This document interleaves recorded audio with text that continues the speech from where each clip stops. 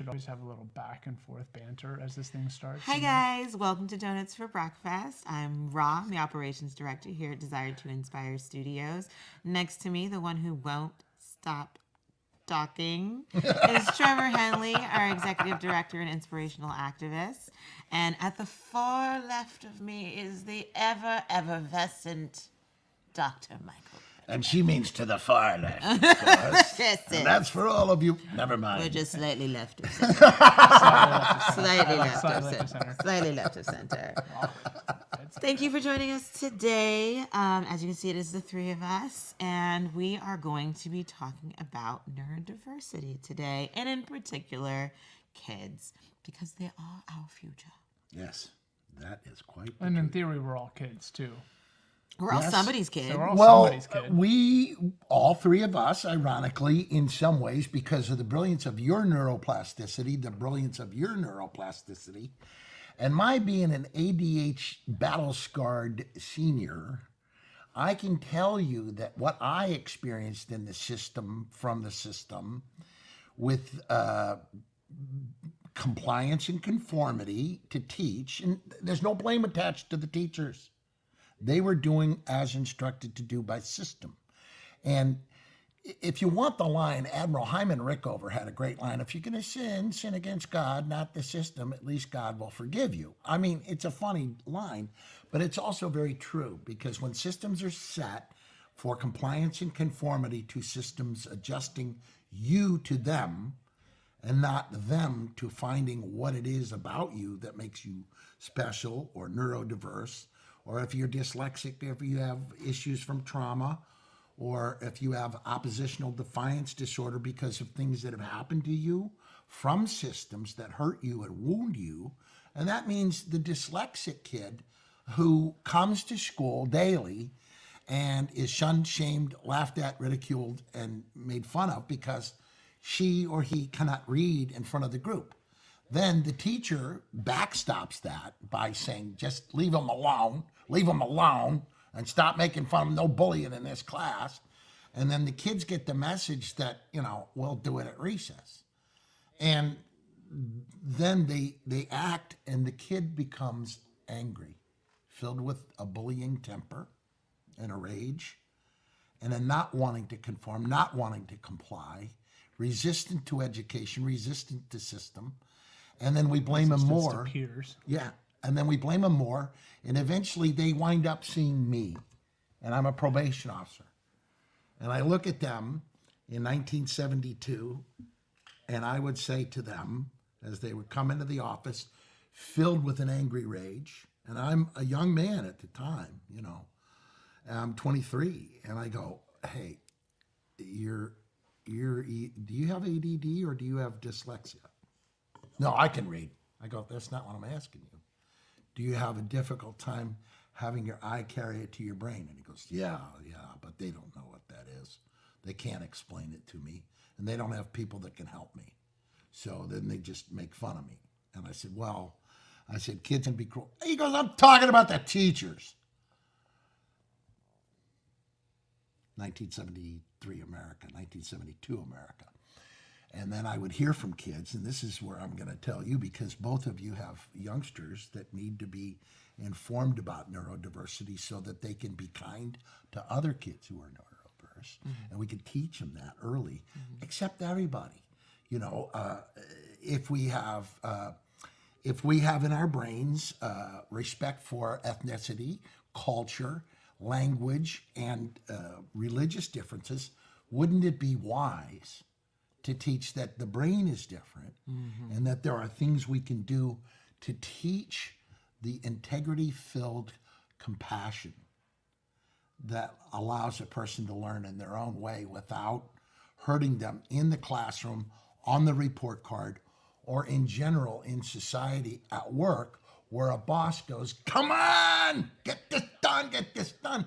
And you know that this kid has been wounded at school, bullied at school, and now is thinking about getting his dad to buy him a gun so he can cry with bullets instead of tears at a school. That is simply the message that we're trying to give and convey. What can we do? I'm an old timer, been seeing this a long time. And I love children, and I want them well and healthy in our communities. And I want their kids well and healthy, because these are not just my colleagues, these are my teachers now. I used to teach them, but not anymore. They teach me. And so what do you say to people? What can you see as systems changing? What do we need to do for your kids? That's what I'm asking, for neurodiversity, respect, and integrity-filled compassion. That was a lot. Yeah. I mean, I'm here for it. one, replay, see the history of Right. your life and doing this work. Right. Right? You've been exposed to this. Yeah. I think one of the things you just said is like, you know, we teach religion, we teach these, we teach respect, but we don't teach respect of a different brain. Right. But the one common thing amongst all of us is, in theory, we all have a brain. Yes. Some of us use it to different degrees. Right. And some of us use it for different purposes. Right, Right. exactly. And that goes the differences of the brain, right? Like going back to the neurodiverse. I mean, you talking about kids growing up in school being bullied and all that. Right. That felt like you were talking about my childhood. Yeah. Right. And And the trauma attached to it. yeah, I didn't do well in school. I didn't fit Right. school. I Me didn't either. fit sit down. I didn't fit listen. I didn't fit regurgitate information. I just didn't fit that at all. But did you fit the Alec that was smart? The smart Alec? I was gonna say, wait, processing. Maybe a little bit, yeah. I mean, I definitely did. It's a that's for defense sure. mechanism. Yeah, it totally was, and it was also a way to protect. Yeah, I mean, it was a way to protect myself. Your soul, Yeah, your spirit. and it was a way to try and connect with some of the people that are being bullied, but Right. not really making sense out of that. Well, but see, they're on frequency with you. They watch in a classroom as you're getting picked on Right, by others, or the teacher, right, or a new teacher, or a teacher who's coming in who's a substitute, doesn't know anything, and starts screaming at you to read, and you have dyslexia, you can't read fast. Right. The teacher's made accommodations, but now you have a substitute who's going, hey, stupid, do what I'm saying to do. Start reading. And then the kid starts to falter in reading, Yeah. and the whole class is... And now the kid's in shame, and the shame goes to rage. Right. And the rage sees somebody at recess, Right. right. punches the kid at recess, If they even have that outlet, and then they... a lot of kids don't. Right. And they go to the principal's office. And what happened here? You're usually a nice kid. What happened? Right. They were making fun of me. And they were laughing at me not being able to read. Well, you can read fine. Get back to class. Both of you. Leave each other alone. That was 1950. Okay. That was last week. Sorry, Mike. That was last week. I don't know. You can turn on your black and white TV to color. Well, Sherman, we're going to go into the time machine. So they even actually knew what that reference meant for you boomers out there. So look, what I'm saying is I went to prisons, and that's when it became evident to me that was easier to incarcerate the trauma and pain than to learn to educate it. And that is in so many ways wrong. Mm-hmm. In so many ways, just all the wrong approach, because you have these guys in prison, these women in prison, and you see them. When I was at Chowchilla, there was a thirst, a hunger in their eyes for compassionate people to teach them about themselves. And I thought, okay, this is why I gotta stop, but I gotta start at kindergarten, Yeah. start early, and say, look, you may be different in your brain and how you think and feel, how you read, but that doesn't make you less than. Right. And then teach that line by E. Cummings, the poet. To be yourself in a whole world full of people trying desperately to make you be exactly like them is to fight the greatest battle that ever was or ever will be. And if you can teach a child as soon as they are cognizant of the meaning, of the emotional meaning of those words, you will have everything correct, because then they can wait for the neuroplasticity that hits a guy like Andrew Huberman that you can watch on YouTube, talking about the trauma of his early childhood with his father, a professor, abandoning the family, and then him kind of going on a self-destructive path, an angry path, a lonely path, a depressed path, and rediscovering through the quark of brilliance in his DNA that he was in fact a genius and on his way to becoming an accomplished neuroscientist and professor at Stanford. There's the story. And we judge people, we don't know them. When I'm looking at Raj's son, I'm like, I love this guy. Just everything about him is the brilliance that is overcoming the world's problems. And I see it at University of Kentucky with algae studies, and they've included the art people. I know. Left of center. No. Because I love how he brings this back. It's just like, wait, you're kidding. This is algae. the point. Okay, cool. Here's the thing. Algae can solve all the environmental problems. Go on YouTube and Bloomberg Report. University of Kentucky brought Kentucky artists to design how to make fields of algae to save the world. Because if we feed the cows algae, there's no methane. That reduces all of the problems we have with global warming.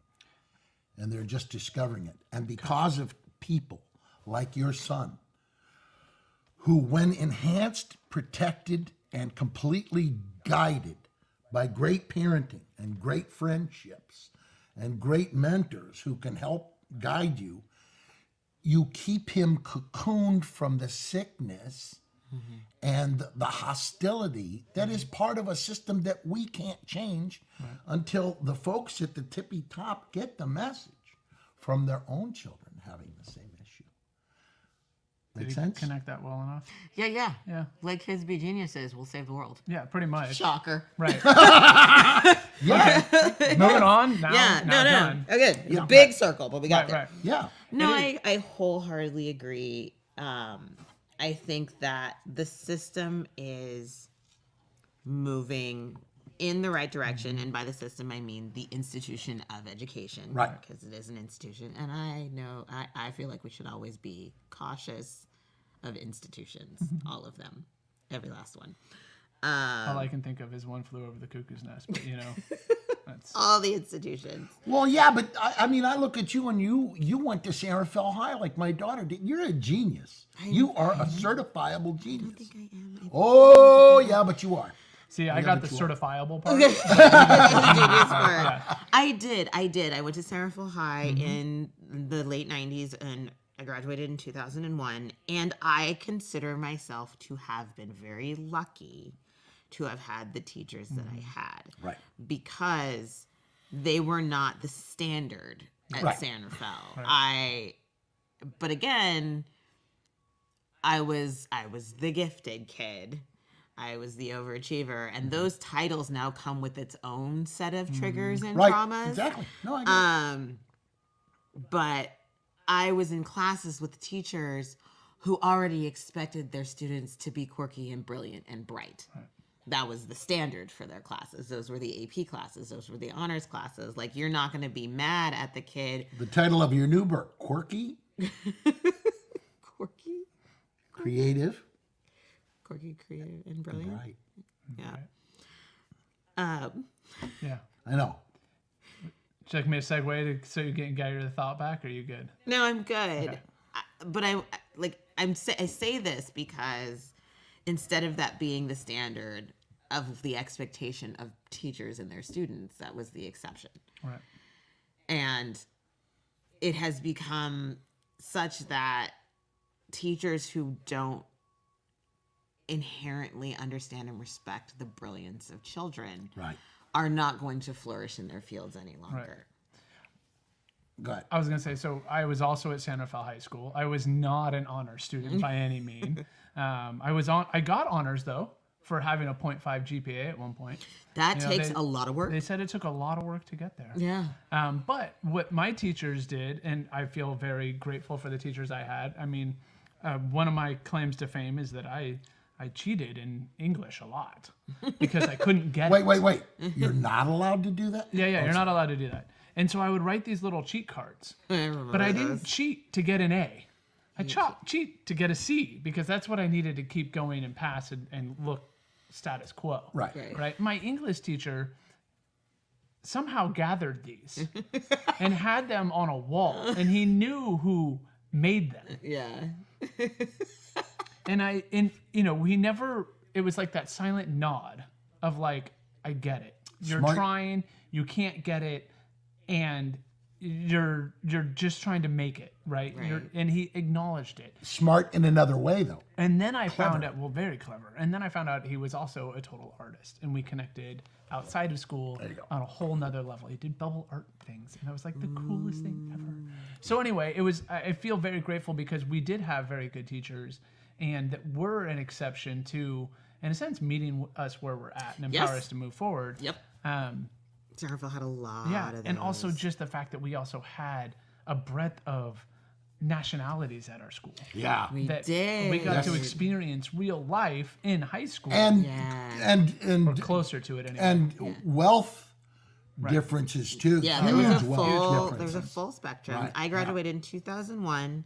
The entire school's population was 893, and there were 93 different languages spoken at the school the year that I graduated. That's crazy. 93 different languages. It's amazing. But see, this is what I'm saying with you guys. What I worry about is you're here. Yes. You have survived and prevailed. Most days. Because you had good mentors, teachers that kept saying, you can do this. Yeah. And, on that diversity chart that I gave you is advanced learning people and the trauma of advanced learning because you're more expected, Oh, yeah. Guy like me, they didn't have any advanced learning was showing up. Well, they didn't have any expectations. Burnout in a 16-year-old is heartbreaking. Yeah. Right. It's heartbreaking because you have a kid who is a part of a whole, right? You have a first grader. They've been socialized enough in kindergarten. They're now learning which social structures they like most, which groups they want to hang out with. Not a problem. They're trying to find their place in their peer group, right? And then you tell that kid that they're gifted. They're an exceptional learner. Their expectations are higher than anyone else in their class. More pressure. And then you tell them that rather than incorporating an education that keeps them in their classroom with their peers, you're so special and so exceptional that we cannot have you in our class because it's slowing everybody. You'll be held back. So now we're going to alienate you from your peers. We've now announced you as special, and we're removing you from the general population. So now more pressure and now more judgment. And more judgment and alienation. And then that continues all the way up until middle school when an official class is given. And they now have honors classes. And now you've corralled all of the troublemakers, all of the free thinkers, all of those people who are willing to challenge into a single class, and you've given them incredibly high expectations that they now have to achieve. They can't disrupt. They're too busy meeting that bar. And then that continues into high school. And it's a frequency now. Yeah, it's where they live. They're in a constant state of must do. And then you're adding in college applications. So now you've got extracurricular activities. Burnout in a 16-year-old is tragic because it looks exactly the same as burnout in your top earning CEOs who are doing their absolute best to be recognized for their brilliance, but still stay mainstream. Right. It looks exactly the same. And it shouldn't. Yes, right. It's crazy. I think of a lot of our interns that we have, it's like They have 5.0 GPAs or 4.7 GPAs, and they have sports, and they have other extracurriculars, and they're interning with us, and they're all the more reason they need to be exposed to us. Well, yeah, for sure, right? But it's like, I look at it as like we're the creative outlet, right? They get to play with us, yes, right? yeah. It's a relief. They laugh. It's a playground where Right. they get to have fun, And we set the learn. standard in their court. Right, Come when you can. right, We understand you have other things that you need to address. Especially laughter and No. fun. We don't do that here. Can you say something funny, Mike? How do you say? No, never mind. No. How do you say? Cut the grass in French. How? Modelon. That's awesome. Right? So neurodiversity in kids, going back to, I don't know if you knew it or not, but I had my own car when I was in kindergarten. I believe you. Yeah. I had my own car. It was red. Mm-hmm. It had steering wheels on both sides, and it was in the corner of the classroom. Oh. That's where I spent most of my time in kindergarten. Yeah. Yeah. And what's the impact? Because I had the same conversation with That's a kid heartbreaking. named Jason, who's from a wealthy Yeah. billionaire family and a compassionate family. He's a rock star now. And the conversation I had with him was he was locked in 3rd grade in a closet with the light out and told no recesses and no field trips until you catch up. Now, How are you supposed to catch up in the dark? exactly the point. And so you're set up for failure. Yeah. And while I'm speaking to him, this kid from a wealthy family, he said, when I go home, my father just pressured me just as much as the teacher. Oh, yeah. You know, and I was filled with this giant conflict inside me.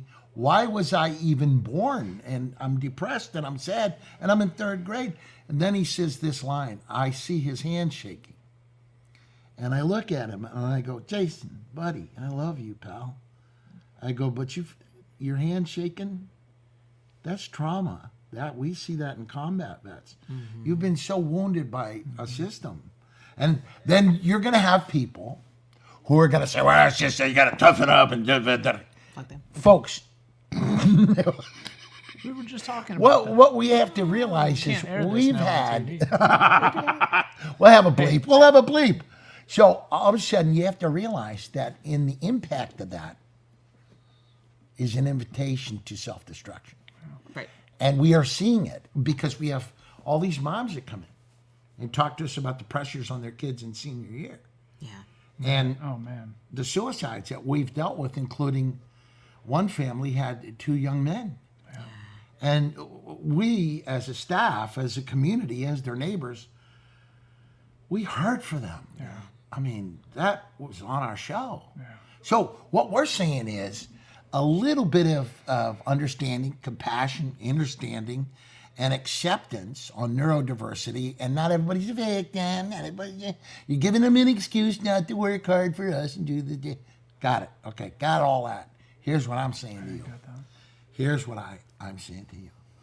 We've lost too many to turn Yeah. back. Yep. Right. It's not working. Right. Only light can conquer the darkness and chaos that tries to protect itself from change. Right. Right. She wrote that. I did not. Liar, liar, pants on fire. Did not. It's the curriculum is changing. And it's got to change. And has it to is change. changing. It's just too Teachers slow. are fighting back. Yeah. Teachers are working for their students. Teachers And are they're great advocating for people. their students. I got to have a conversation with a teacher in Canada recently, and I had one question for her, and I asked because she's an advocate for every single one of the students in her school, and Right. she teaches 3rd and 4th grade. A gift. And she's never that's her world. She teaches elementary. She's never taught high school. But I asked her, I was like, we teach social and emotional development in elementary level. Yes. Do you think that it needs to be part of the curriculum at the high school level? And she was like, absolutely. Yeah. It needs to be it needs to be a curriculum. Social emotional development needs to continue K through 12. And I asked her, I said, well, what do you think the problem is? Why do you think that we're having such a hard time building it past the elementary level, and she said, teachers aren't trained to teach students in high school how to be compassionate, how to be socially aware, how to be... Well, and they aren't taught themselves. Right. And that's, they're not taught. They're not, Right. the curriculum does not exist on an educational level. We aren't teaching our teachers how to deal with social and emotional development of high schoolers.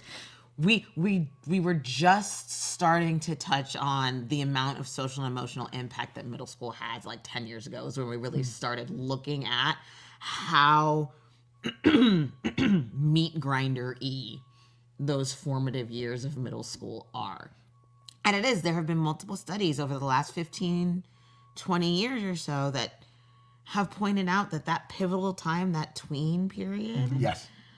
is the catalyst for so much permanent damage to the child's psyche. Right.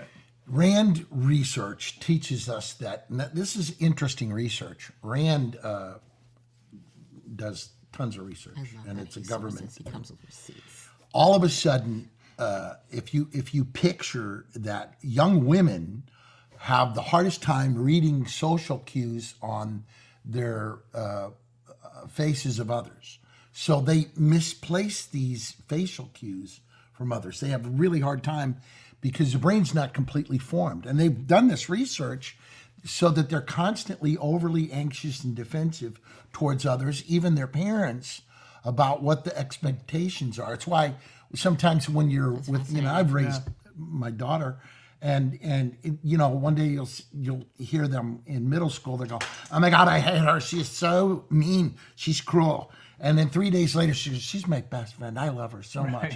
Because this is what happens if you can't read social cues. Switchy as hell. Yeah, middle Switchy as school. hell. Right. And with the boys, fascinating. 7 waves as they hit 12, 13, and 14. 7 waves of testosterone hit them in the amygdala section, the emotional portion of the brain, that makes them go irrationally angry, irrationally, private, or it just is a lot of emotion in there. And those 7 waves of testosterone hit during the day when they're between 12 and 14. That's why you get them, sometimes they're chemically imbalanced because they're raging. And you're like, whoa, what? You're like, and they slam things and they run out of the room and they slam the doors, leave me alone, and you're like, Hey, friend. exactly. Yeah. Do you need a banana? Yes, thank you. Is that the whole premise of the Snickers ads? Yeah. Right? No, like have a Coke and a smile. We're running out of time. No, we're not. You said I could say it's only 9:30. You said we going to 9:45. There we go. He doesn't want. He's silencing my voice. Oh, come on. So, That's like the last. I can be like, hey, Cesar, this transmitter might die before Raw gets her 15 minutes, so we might want to switch the center. well, we want her transmitter. more like at 30. Go ahead. So say it. Kind of serious, Cesar. Bringing it into a close, because this was a wonderful conversation. I like great. our ramblings. When we think about systems and who and when and why they served, it is most important to consider when thinking about our children if they are being served. Right. If it still serves now, if it will serve them moving forward. Yes. And if the system is not answering those questions in the affirmative, yes, we are catering to our kids. We are catering so that they have a successful future. Then anybody who is fighting for that system is fighting against those children. Correct. Wow. I'm out! So, in that last wrap up, Yeah. No, I got it. I mean, I kind of also wanted to try and do a shameless plug for our apprenticeship program and how we operate here. Bring us your children. Thanks. Yeah, you're on fire today. both of you have to do more. Right? Go ahead. So one of the things, as you mentioned earlier, is we meet people where they're at. Yeah. Right? We meet the kids where they're at. If you're available and you can participate, come play. Right. Right? And then we find that their schedule initially is like, well, I don't have any time, but I want to do this. Right. And then they figure out how to make time. Right. Right? So why does our model seem to work, and why are people attracted to it? Smart one, go. I would say that the appeal to high school students in particular about the opportunity to work for us is that it is the good kind of stress. They are given the opportunity to learn and grow at their pace without sacrificing anything of themselves. And the expectations that they have are ones that they place on themselves within the parameters that we give them. We say, come play in our sandbox. And they hear, all I have to do is come play. Right. That's the standard. Right. I'll find time to do that. Play. Right. And what's important about that is... So glad you're smart. Yeah. Rob Reiner did a thing called PIP. And Rob Reiner studied early childhood development, and we found out play intervention program. When kids have mentors that as they're aging, no matter what age, between that and 17, and they have mentors that are permitting them to play at their own pace, in their own way, and they're not directing them. Right. They're learning here. These guys are learning on-job training with Cesar, with Ra, with you. They're learning on-the-job training as you go, because we're actually filming product and we're doing work for corporations here in the community and nonprofits to help them advance their situations to bring progress to the community wisdom and insight. So when you see that, wow, this is what you want. You want that kid happy while he's learning and learning while he's happy. Yep. Right. And how would you say we are teaching emotional intelligence and that other thing that you said is in middle school but should be taught in high schools? Is in elementary school but should be social and emotional development. Social and emotional development. We are teaching them that we hold no expectations other than respect for your colleagues and coworkers, and you learn at your own pace, and you are not directed to do anything that isn't helpful to all in the world. When you watch them watching you guys taking photographs, they're absorbing. They're like, because this is part of the business plan. Right. And this is what we have right here is a learning lab for the future of the world. Because right now with the new COVID-19 variant, Omicron, Optimus Prime. What? We are in a situation where we're going to be back in here teaching from video until we're out of peril from infection. That said, I am finding lots of opportunities, even though I have a hard time getting around because of my legs. This is where I can teach from in this type way all across America, all across the world, globally. This is what we're learning at Grant's Crusade about neurodiversity. We're in other countries now. I was going to say, Mike, do 2 plugs for resources. Grant's Crusade and the thing you told me about Lucas that he filmed years ago. 2 really valuable resources to look up in parenting, and one is called Edutopia by George Lucas Education Foundation. All over YouTube. And all over YouTube, you can look and join, and you can learn, and you can choose what you learn about parenting, about research and learning and learning systems. Edutopia for teachers, for moms, dads, and for community leaders, and as well, please, corporate executives who need to know what we have coming forward to help us when you... The other resource. Yeah, and the other resource, of course, is Grant's Crusade, where a young boy, Grant Crusade, was lost to us, and we honor him in his neurodiversity. He was Asperger, high-functioning autistic, brilliant, smart, wise, beautiful child who we lost in an accident. And what we know is, and powerfully, is that because of him and the family's resources and relationships, we're going to be able to teach people all over the world, which is what we want to be doing, because people need to know sometimes you're shunning a genius that is the salvation of your village. Yeah. So, Yeah. I think also, if you don't know what neurodiversity is and you Google it, great, you'll get a definition. The other side is to look at simply neurodiversity is looking at people or divergent brains that aren't typical, Yeah. right? It's atypical. And basically, instead of looking at it as a negative, neurodiversity looks at it as a positive, and finding your strengths and finding the strengths of the neurodiverse and how to empower that to move forward while empowering the whole, right? So Elon Musk Right. just came out recently. He's employing lots of people. Elon Musk is living in Texas now, and he's employing lots of people. And what he's trying to express to you while he's taking his space flights, and Jeff Bezos, is they're all outside the box, like Bill Gates. Right. They're outside the box learners. And so they are not conformists. They take risks. Richard Branson is dyslexic. Jay Leno is dyslexic. Tom Cruise is dyslexic. Whoopi Goldberg is dyslexic. They are geniuses. Danny Glover is dyslexic. We had friends like Robin Williams. They're different, but they have something to offer us. Wouldn't it be nicer if we made their journey more comforting, more nurturing, more inclusive as they come forward to us? And allowed their gifts to flourish earlier. Yeah. Yeah. So Yeah. I think And that's, these two are the perfect example of that kind of neurodiversity.